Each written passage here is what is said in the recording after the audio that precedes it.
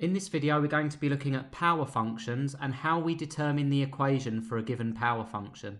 Now, power functions take the form as we see in the top left-hand corner here, y equals ax to the n. Now, as it stands at the moment, we have a list of data, values of x and y, and we have an equation of the form y equals ax to the n, but what we don't know is the value of the coefficient a or the value of the power n. Now what we're going to look at today is how we use graphical techniques in order to determine the values of a and n for this given set of data. Now first of all, just to demonstrate that the data here doesn't represent a linear set of data, I'm going to create an XY scatter graph of the data that's been provided, just so you can see the format of this particular equation. Now we can clearly see from that plot there that what we have is not a linear graph. We can see that we have a curve. And as I've told you that this data represents an equation of the form y equals ax to the n, we can now go about trying to determine the values of a and n. Now there's a couple of different methods of doing this. In this video we're going to look at using log-log paper in order to determine a and n, and then in the next video we're going to look at how we can take logarithms of our x variables and our y variables in order to determine the same coefficient and the same power. In this view here, we see we have our data on the left-hand side, as before, and on the right-hand side, we have a sheet of log-log paper. Now, as we look at this log-log paper, we see that the scales are different from standard graph paper.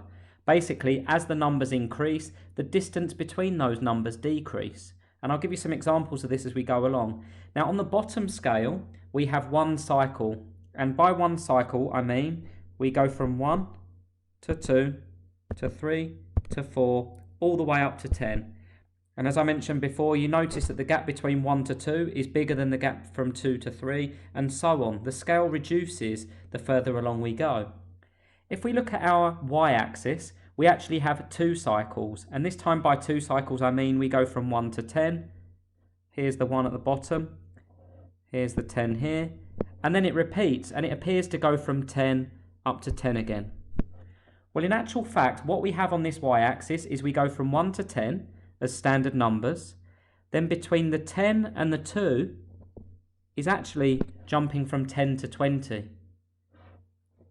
Then we go from 20 to 30, 30 to 40, 40 to 50, 60, 70, 80, 90, 100. Now, if we were to go into a third cycle, that third cycle would run from 100 to 200, 300, all the way up to 1,000, and so on. A fourth cycle would run from 1,000 up to 10,000. So the scales or the cycles go up in factors of 10. And that's a really important attribute of log-log paper, or a log scale. So now we can plot our data, because on our x-axis, the only one we can't plot in actual fact is this one here. Because as you notice on that x-axis, there is no x equals 0.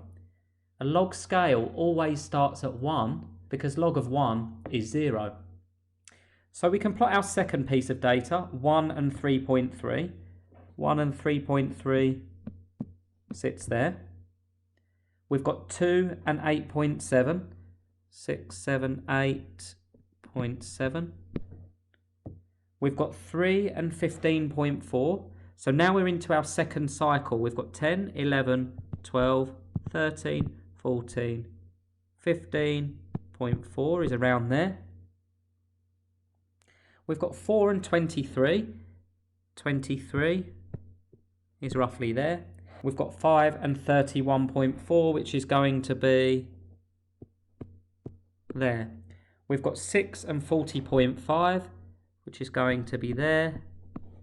7 and 50.3 is going to be there. I have 8 and 60.7, which is going to be there. I have 9 and 71.5, which is going to be there. And then I have 10 and 82.9, which is going to be there. Now what you notice this time is the graph that we have is actually linear. So I'm going to plot a straight line through our data points. And then we're going to use this plot to determine the values of a and n. So determining A is very straightforward. The value of A is going to be our intersect with this axis here. And the value when x equals 1, y equals 3.3. So in this case, our value of A is 3.3.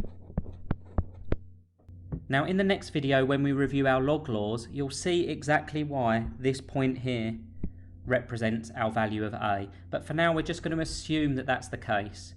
Now next we're going to determine the value of n. And to determine the value of n, we need to take the gradient of this line.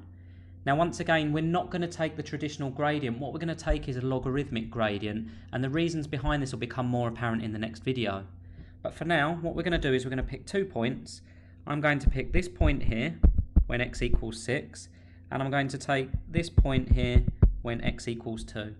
Now to determine n, what we need to do is log y2 minus log y1 all divided by log x2 minus log x1. When we did gradients previously for a line plotted on standard graph paper, in order to determine the gradient we did y2 minus y1 over x2 minus x1. But this time we're finding the logarithmic gradient, so we need to log each of those values. We're going to treat this as 0.2, we're going to treat this as 0.1, and if we just refer to our data table, 0.2 is when x equals 6, so it's that data point there, is 0.2, and the other data point 1, is when x equals 2.